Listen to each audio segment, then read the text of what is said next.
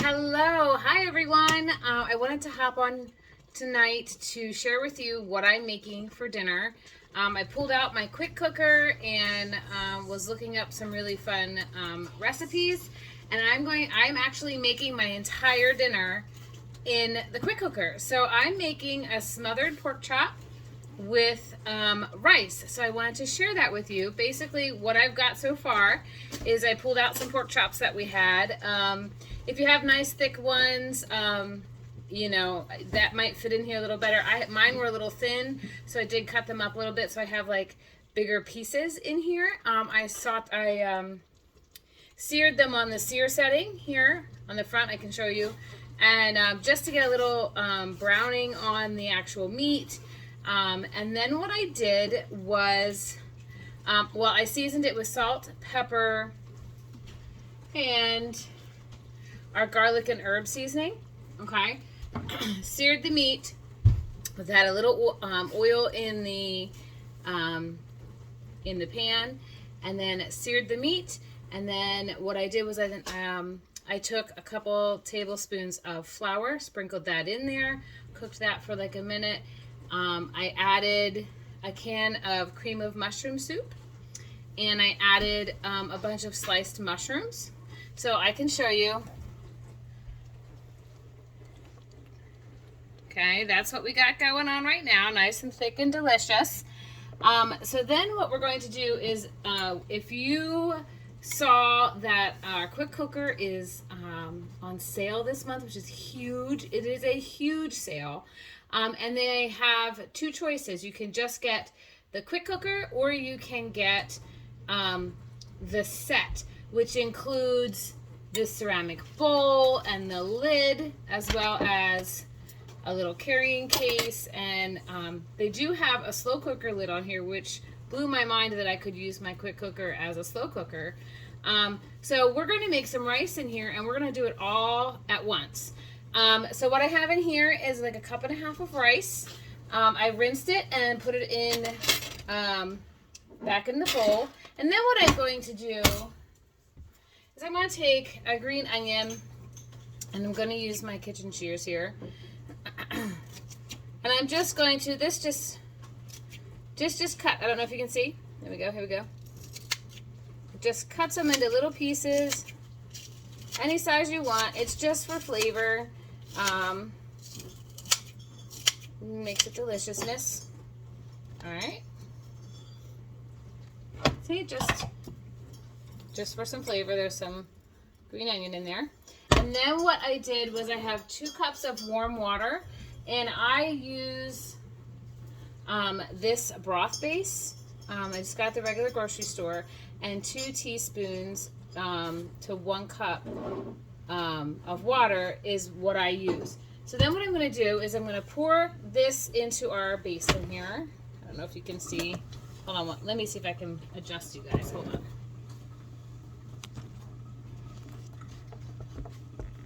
There we go. You don't need to see my face, you just need to see the food, right? So we're going to pour this in here. Okay. And then I'm going to take this really cool lid. It has holes in it. I'm going to put that on here. Fits nice and snug, like so. Beautiful. And then the set comes with this cute little carrying case. And I'm just going to set this right in that little cradle. Okay. See? There you go. All right.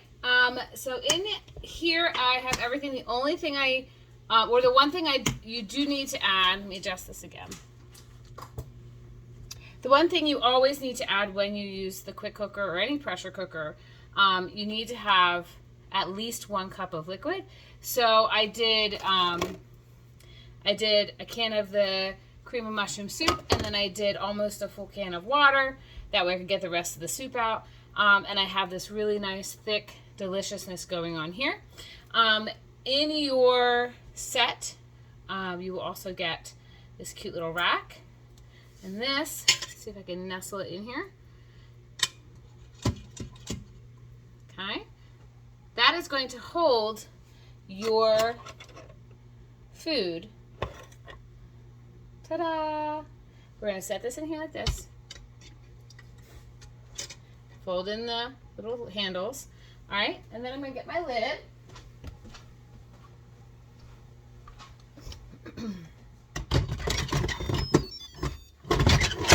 All right, did you hear that? All right, I'm going to bring you around here. All right, so we look at the front of the machine. What we're going to do is you have sear and steam, slow cook, which blew my mind. I didn't even realize that was on there. Proof, you can proof your dough for bread, for pizza crust, whatever. It has a white rice setting, a brown rice setting, a whole grain setting.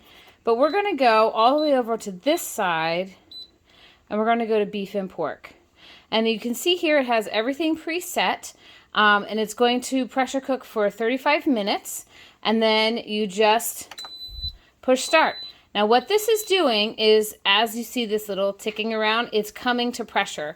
Now what helps is that the liquid inside was warm, so it's going to come to pressure quicker. And then what it's going to do is you're going to see 35 pop on the screen, and it's going to count down. Then once your time is up and your food, the pressure cooking is done, it's going to let you know, and then it's going to start counting up. And while it's counting up, it's going to slow release that steam. If we look up top here, we always want to make sure that this button here is flush. If this is pushed in, it's going to be slow releasing steam, and you're not going to be able to pressure cook. So this always has to be flush. This button here has to be down. As pressure comes up, this button, this little red button right there, is going to pop up. And you want to make sure everything is ready to go. Okay? All right, so I will be back, and I will share with you what happens when cooking process is done. All right, guys, I'll talk to you later. Bye. Hey guys, I wanted to hop on and show you what the pressure is doing. As you can see, it's reached pressure, and up here you can see that the little red nub has popped up. So that means it has reached pressure and it started to count down. We're at 28 minutes. And again, when it's done cooking, it will start to count up, and it'll just keep your food nice and warm. Some food needs to stay in a little bit longer. And some recipes will call for a slow release, which just means you just need to let it sit in there from, 10-15 minutes or so. So I will hop back on here when this is done so I can show you. But the machine itself isn't hot, which is really nice. I know some of the Instapots, the body gets really hot. This is not hot. I don't know if you can hear it. You can hear just a little bit that it's full pressure. It is warm, but it's not burning me at all. So I will hop back on here and let you know how it goes, and I'll show you what it looks like when it's all done cooking. All right, guys, I'll talk to you later. Bye. Hey guys, just hopping back on. I want to show you. Let me see.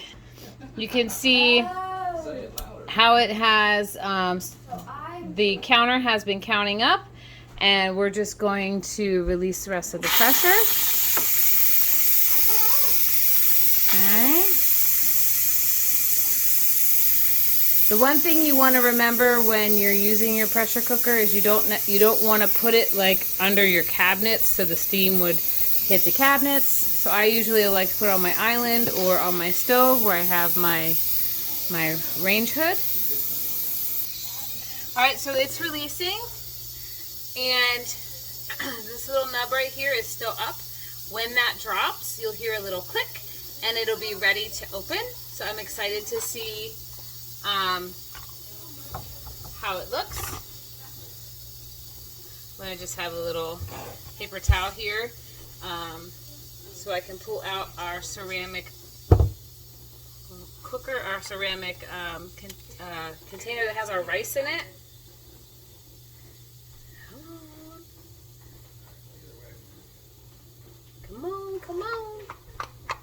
These are pretty cool. My kids like to call them puppets.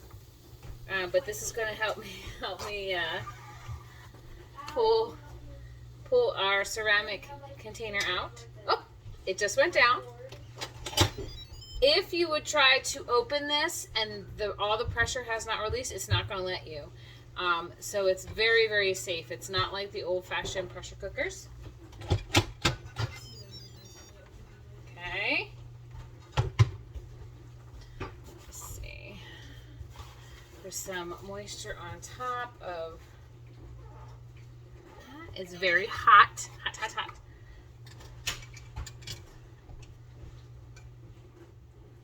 Okay. Set that there. And while I'm here, I will pull out a little rack, and that can just be thrown in the dishwasher. And then let's check our rice. See if I can. Who's on top of my head? Maddie, what are you doing? I'm trying to give you bunny ears. All right. Maddie, can you get me a fork? Can you get me a fork, honey? I want to show you what the rice looks like. Just sit back on the fork. I want to fluff the rice. Okay, so let me see if I can show you. All right, see our rice is cooked. Look at that, it's nice and fluffy. We have some of those scallions in there for flavor. Look at that, nice and fluffy, delicious.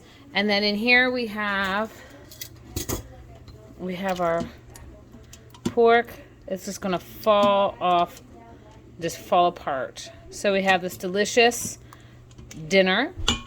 Now what you could do is mix a little cornstarch and water into a little slurry. If you wanted to make a thicker